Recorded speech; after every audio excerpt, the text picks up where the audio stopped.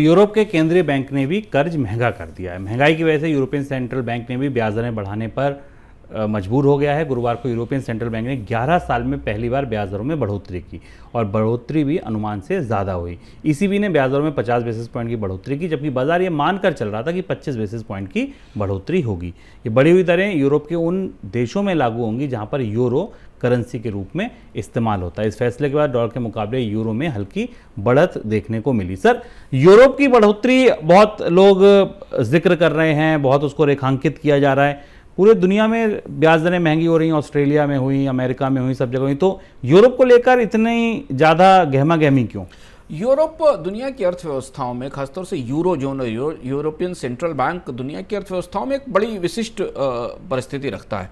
European central bank किसी एक देश की मुद्रा का या अर्थव्यवस्था का जिम्मेदार नहीं, जैसे कि आप फेडरल रिजर्व को लें, आरबीआई को लें या बैंक ऑफ चाइना को लें। यूरोपियन सेंट्रल बैंक पूरे यूरो जोन की मुद्राओं का और उनकी अर्थव्यवस्थाओं का जिम्मेदार है। यूरो जोन में शुभम 2014 के बाद से निगेटिव इंटरेस्ट रेट है लगातार 11 साल से। यूरोप इतना सब कुछ हो गया, दुनिया में तमाम आंधी तूफान आकर गुजर गए, पर यूरोप में ब्याज दरें नहीं बढ़ी। उसकी वजह यह कि यूरोप की सारी अर्थव्यवस्थाएं ना तो एक साथ दौड़ती है और ना एक साथ रुकती हैं। कुछ अर्थव्यवस्थाएं मंदी में होती हैं, कुछ अर्थव्यवस्थाएं बेहतर ग्रोथ कर रही होती हैं, कुछ बीच में कहीं घिसट रही होती हैं। 2008-9 की जो क्राइसिस आई थी, जिसके बाद यूरोप और अमेरिका में अटलांटिक के दोनों किनारों पर बैंकों में जबरदस्त कत्लेआम मचा था। उसके बाद यूरोपियन सेंट्रल बैंक ने यूरोपीय अर्थव्यवस्थाओं को मंदी से उबारने के लिए ब्याज दरें कम रखने का एक लंबा अभियान चलाया था। 0% की ब्याज दर थी, ऑलमोस्ट नेगेटिव इंटरेस्ट रेट थी, और डिपॉजिट पर आधा फीसदी के आसपास की ब्याज दर मिलती थी। तो इसलिए ये सबकी निगाहें इस बात पर थी। सबको पता था कि फेडरल रिजर्व बहुत तेजी से रिस्पॉन्ड करेगा, सबसे तेजी से आगे आएगा और ब्याज दरें बढ़ाएगा। फेडरल रिजर्व ने बहुत तेजी से ब्याज दरें बढ़ाई। 27 जुलाई को फिर बैठक है, जिसमें फिर हमें पता चलेगा कि फेडरल रिजर्व ब्याज दरों में कितनी बढ़ोतरी कर रहा है। भारत और बाकी अर्थव्यवस्थाओं की तरफ से भी ब्याज दरों में बढ़ोतरी की उम्मीद थी, पर यूरो जोन, जो शायद अमेरिका से ज़्यादा गहरी और मजबूत और जिद्दी महंगाई से तप रहा है, चाहे वो जर्मनी हो या यूके हो या फ्रांस हो। यूके हालांकि यूरो जोन से बाहर है, लेकिन पूरे यूरोप की जो अर्थव्यवस्थाएं महंगाई से तप रही हैं, जूझ रही हैं, वहाँ यूरोपियन सेंट्रल बैंक ने काफ़ी समय लिया ब्याज दरों में बढ़ोतरी के लिए। 25 बेसिस पॉइंट की बढ़ोतरी की उम्मीद थी, 50 बेसिस पॉइंट की बढ़ोतरी यूरो जोन में यूरोपियन सेंट्रल बैंक ने की है, और इस संकेत के साथ की है कि चूंकि महंगाई ऊपर है तो ब्याज दरें और बढ़ेंगी। और ये बहुत बड़ा शिफ्ट है यूरो जोन की मौद्रिक पॉलिसी में, और इसका असर अलग अलग अर्थव्यवस्थाओं पर, कुछ जो पहले से मंदी में पिछली अर्थव्यवस्थाएं हैं, कुछ अभी उभरने की, कोविड के लॉकडाउन से उभरने की कोशिश कर रही थी, उनकी अर्थव्यवस्थाओं पर अलग अलग इसका गहरा असर पड़ेगा। पर यूरोपियन सेंट्रल बैंक के पास कोई और विकल्प नहीं था महंगाई थामने के लिए, इसलिए 11 साल बाद उसने यूरोप में पहली बार ब्याज दरें बढ़ाई हैं, और इसी के साथ यूरोप में कर्ज महंगे होने की शुरुआत हो गई है। कभी कर्ज महंगा भी हो सकता है यूरोप में, 0% से ऊपर जा सकता है। ये बात लोग भूल भी गए थे कि यूरोप में कर्ज कभी महंगा भी होता है। सर, इसका रुपए पर क्या असर पड़ेगा? यहाँ एक दिलचस्प घटनाक्रम है। रुपए में जैसे जैसे यूरोपियन सेंट्रल बैंक की ब्याज दरों में बढ़ोतरी की संभावना करीब आने लगी, 25 से 50 बेसिस पॉइंट की संभावनाएं दिखाई देने लगी, हमने पिछले 2 दिनों में रुपए में रिलेटिव मजबूती देखी और डॉलर इंडेक्स में गिरावट देखी।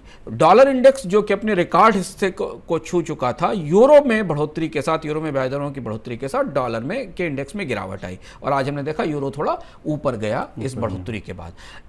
यूरोपियन सेंट्रल बैंक के लिए यह भी बहुत ज़रूरी था ब्याज दरें बढ़ाना, क्योंकि यूरो बुरी तरह डॉलर के मुकाबले टूटा हुआ, ऑलमोस्ट पैरिटी आ गई थी, एक डॉलर और 1 यूरो बराबर हो गया था।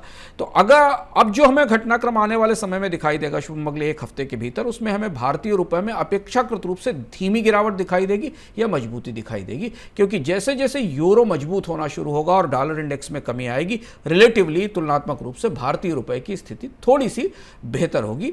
और अगर यूरोपियन सेंट्रल बैंक ने 1-2 बड़ी ब्याज दरों में बढ़ोतरी और आने वाले समय में की, तो रुपए में गिरावट को लेकर थोड़ी चिंता कम हो सकती है। लेकिन यहाँ एक बड़ा कैविएट है, वो ये कि फेडरल रिजर्व अगर दोबारा ब्याज दरों में बड़ी बढ़ोतरी करता है, जो करेगा, तो फिर डॉलर इंडेक्स में तेजी और मजबूती वापस लौटेगी। लेकिन फिलहाल यूरो जोन में ब्याज दरें बढ़ने का एक सकारात्मक असर हमें रुपए की कीमत में आने वाले समय में दिखाई दे सकता है, जहां रुपए में बहुत तेज गिरावट की गुंजाइश नहीं दिखेगी, और इसलिए आज हमने रुपए को पिछले कई दिनों में काफ़ी बेहतर स्थिति में देखा है। बिल्कुल 5-6 पैसे की मजबूती थी सुबह के कारोबार में। महंगाई को बड़ी चुनौती मानते हुए एशियन डेवलपमेंट बैंक यानी एडीबी ने वित्त वर्ष 2022-23 के लिए भारत के ग्रोथ अनुमान में कटौती की है। एडीबी ने अब 7.2% ग्रोथ का अनुमान लगाया है। अप्रैल में एडीबी ने 7.5% ग्रोथ का अनुमान लगाया था। बैंक का कहना है कि भारत में ब्याज दरों में बढ़ोतरी और महंगाई की वजह से ग्रोथ प्रभावित हो सकती है। बैंक ने 2022 के लिए चीन के ग्रोथ अनुमान में भी कटौती की है। अनुमान को 5% से घटाकर 4% कर दिया है। भारत के आर्थिक विकास दर को लेकर सर एजेंसियां अभी भी बहुत सहज नहीं दिख रही हैं। घरेलू हो, अंतर्राष्ट्रीय हो, सब अनुमानों में कटौती कर रही हैं। ऐसा क्यों? एडीबी ने 2 महत्वपूर्ण बातें बताई। बाकी तो हमें भारतीय अर्थव्यवस्था के बारे में हमें पता है और हम लगातार मनी सेंट्रल में लोगों को बता भी रहे हैं कि भारतीय अर्थव्यवस्था को लेकर आने वाले 2-3 महीनों में अनुमान और कम होंगे, डाउनग्रेड और ज़्यादा बढ़ते जाएंगे। लेकिन 2 महत्वपूर्ण बातें एडीबी ने बताई हैं। पहली एक चीज़ तो ये कि महंगाई कॉस्ट बहुत तेज़ी से बढ़ा रही है और भारत में अधिकांश महंगाई कॉस्ट पुश इन्फ्लेशन दिख रही है, जो एडीबी का कहना है। क्योंकि कंपनियों की लागत बढ़ी है तो उन्होंने कीमतें बढ़ाई हैं, जिससे संभालना फिलहाल मौजूदा मौद्रिक नीति के तहत संभव नहीं है।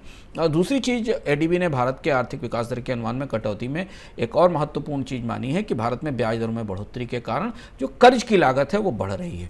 भारत को इस समय हर तरह से सस्ता कर्ज चाहिए था ताकि अर्थव्यवस्था मंदी के दौर से निकलकर बाहर आ सके और ग्रोथ दिखाई दे सके। ये 2 बड़े पहलू हैं, जिन 2 बड़े पहलू के कारण एडीबी को लग रहा है कि आने वाले समय में भारत की आर्थिक विकास दर में गिरावट आएगी और नरमी आएगी। और ये दोनों ही चीज़ें फिलहाल बढ़ती जानी है। महंगाई में भी कमी होने की कोई गुंजाइश नहीं और ब्याज दरों में एक बढ़ोतरी और होनी है। रिजर्व बैंक की मॉनेटरी पॉलिसी कमेटी की मीटिंग की तैयारियां शुरू हो चुकी हैं।